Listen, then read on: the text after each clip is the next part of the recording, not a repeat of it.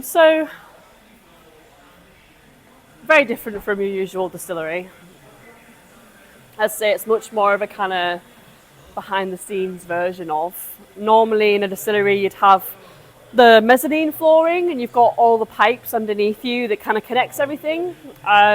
Here obviously we don't have that. Nothing's connected, so it's a fact of unscrewing one thing to screw it onto the next. The idea is that every part of the process a human leaves their mark. So very hands-on, very manual, hard work. So we have our gin still, Annie, named after one of the founders' grandmothers that taught him all about gin and botanicals, etc. So back in the day, we just had the gin still and the two whiskey stills, and these guys hadn't been installed yet. There wasn't an upstairs. We kind of started off from scratch, literally. Let's start making whiskey as quickly and easily as possible. And I think kind of the heart of the Glasgow Distillery is that you don't need all the fancy bits. We don't need the rolling hills in the background and the nice river or the best equipment in the business to make award-winning whiskey. This is all about just doing things properly with what we've had. Making the best of what we have. So our two wash stills and our two spirit stills. The wash stills are 2,500 litres. Spirit stills are 1,500 litres. So very small stills, lots of copper contact, super fruity spirit. The stills are Carl, which is a German company, kind of like the German equivalent of Forsyth, a family-run business. That make the stills. So we have Tara and Vary, named after the daughters of the founders. And then these guys were brought in 2019 as exact replicas, Margaret and Frances. Margaret and Frances MacDonald, known as the MacDonald sisters. Margaret is more famously known for her husband, Charles Rennie Mackintosh. So the sisters, alongside Charles Rennie Mackintosh, very influential of the architecture that you see around Glasgow, the design aspect, so very much part of Glasgow's history. We've got 8 fermenters up the back there, 5,000 litres, minimum 72-hour fermentation. Again, just kind of using the basics. We're using Pinnacle yeast, so distiller's yeast, MG for our unpeated and our peated, and MG plus for our triple distilled, obviously for that slightly lighter character. Just the other side of that white wall we have our roller mill, 1 ton mash in the corner there, 2 hot water tanks, 8 fermenters, 4 stills. Filling all the casks here. What we do is we measure every cask before it's filled and then after to figure out how much we need. This is like kind of Shug's main part, our on-site Cooper Shug. So at the moment all the black ends are the peated casks that we're filling. If it's a white end, it's unpeated. If it's a white end with 3 stills, it's triple distilled. We'll probably pretty much do peated until the end of the year now, and then on the start of next year start to go back to unpeated, a month or 2 with triple distilled in the summertime, and then on to peated in the winter. So it kind of, it's not quite split 3,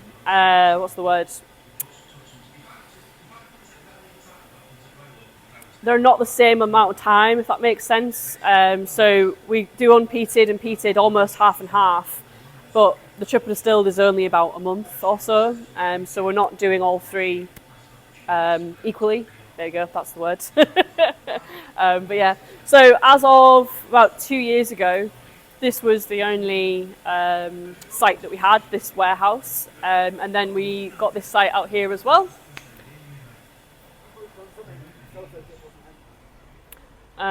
So this warehouse used to be a wholesaler, and it's now part of our cask storage / an on-site cooperage.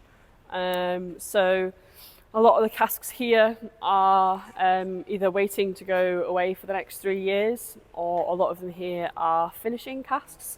So for example, our original has a 6-month finish in virgin oak.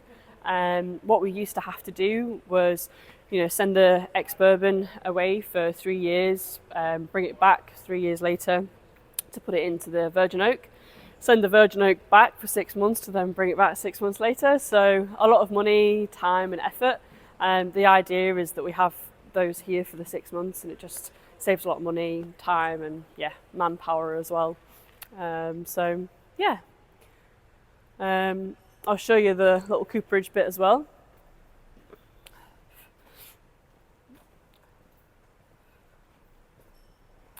Kind of half dry goods, half whiskey, half cooperage. So this is our mini cooperage. When Shug's not filling casks, he's repairing them. So any bad staves or anything like that will get repaired here. A lot of people ask, do the casks come built when they're being delivered to us? They do. When you've got a cooperage with X amount of coopers, they can build up these casks as they come in staves, but Shug's only one man, so you can't be building all those. But yeah, that's about it. I think Shug's just getting ready for later on.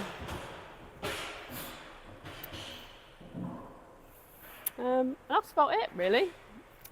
We've got a building outside that we're just trying to figure out what we're going to do with it. Hopefully this building here will be a shop at some point. So we will have like a reception area and a place for people to come in and buy some products. But it's a work in progress, we've done things a little bit differently. Rather than spending all of our money up front on making the place look nice, we'd rather spend that money on the casks and the products and the team.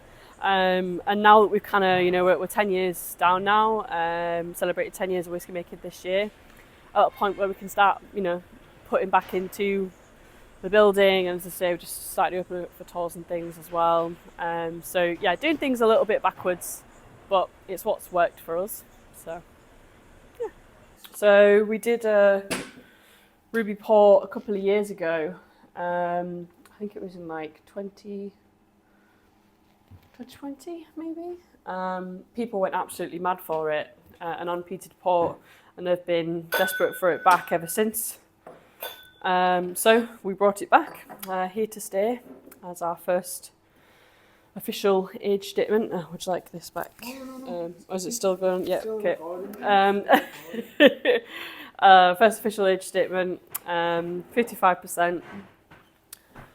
Basically the first part of its life in ex-bourbon for the second part of its life in Ruby Port. So what we like to do with our bottles, very transparent with what we have on the labels, tells you exactly what's on the tin. So it says on the back here, matured for 3 years and 10 months, before a secondary maturation in first fill ex Ruby Port hogsheads for 2 years and 10 months. Lots of red fruits, strawberries and cream, that kind of vibe. Nice rich vanilla, not too sweet, Amazing Monday breakfast. Yeah. That's what I love in your distillery. You are very honest on the label. Yeah. Full transparency. Yeah. There's nothing to hide, so why hide it? Where if we can tell you something, we will. There's a lot of information on our website. If you really want to go into the deep dive of our whiskey production, you can. Everything's on the website. We've got a full list of all the whiskies that we've released in the past. I think we're at the distillery. We are whiskey geeks making whiskey for whiskey geeks. When it comes to a whiskey tasting or something, I'm the first one to put my hand up and ask the awkward questions. The idea is that those awkward questions are already answered on the label or on our website. It smells amazing. Yeah, It smells amazing. It's been a real winner since we've released it. I think it's definitely played a part really well.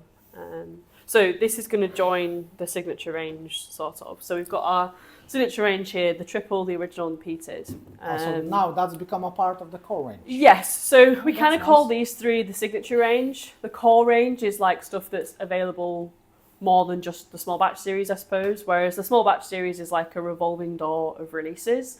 This is here to stay upon batch. So once batch 1 is done, we'll go on to batch 2. So there might be a period of time where it's not in stock, waiting for batch 2, but it will come back. You'll know, you know that it'll always come back. So yeah, that's joined the core as well as the cask strengths.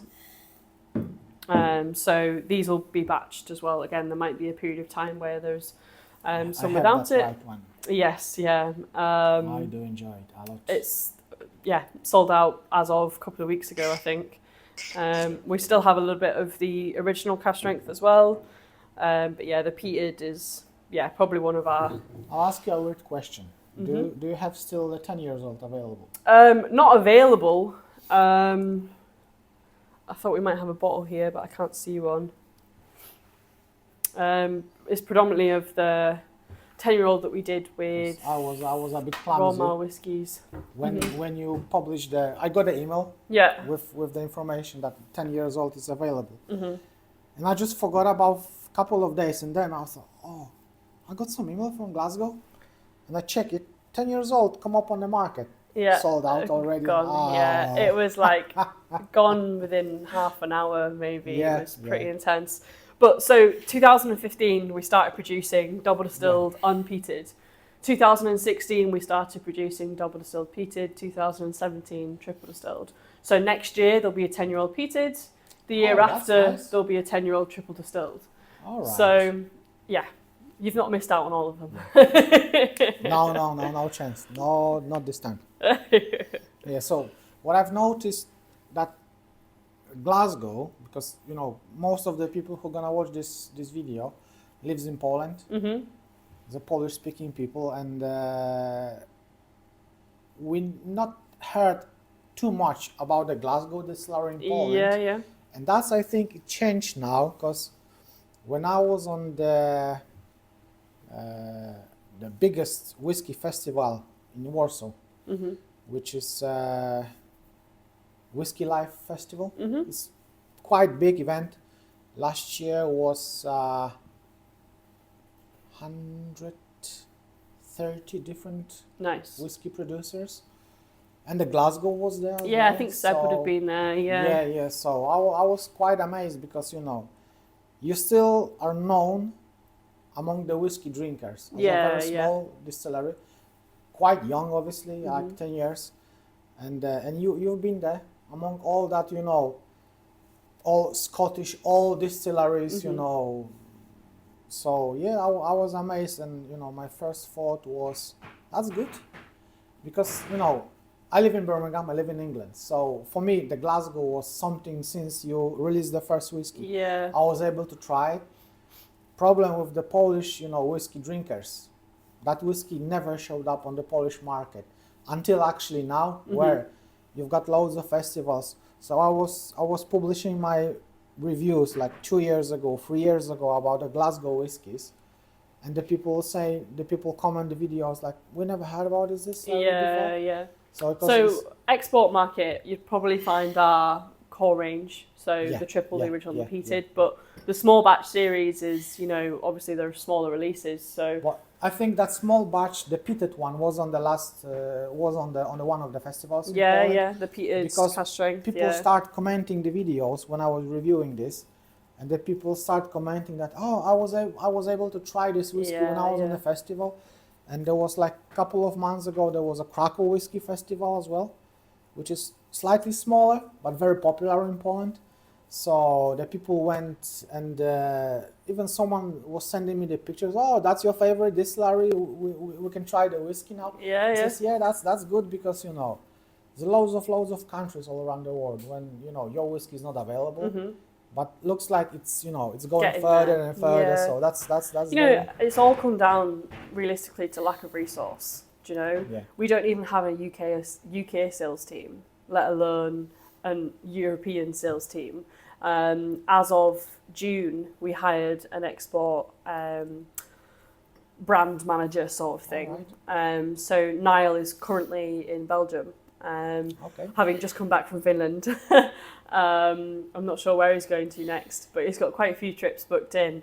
But yeah, I mean, compared to some, we really are quite small. Our resources are minuscule compared to others. There's people in Glasgow that haven't heard of Glasgow Distillery, do you know? Never mind people in Poland.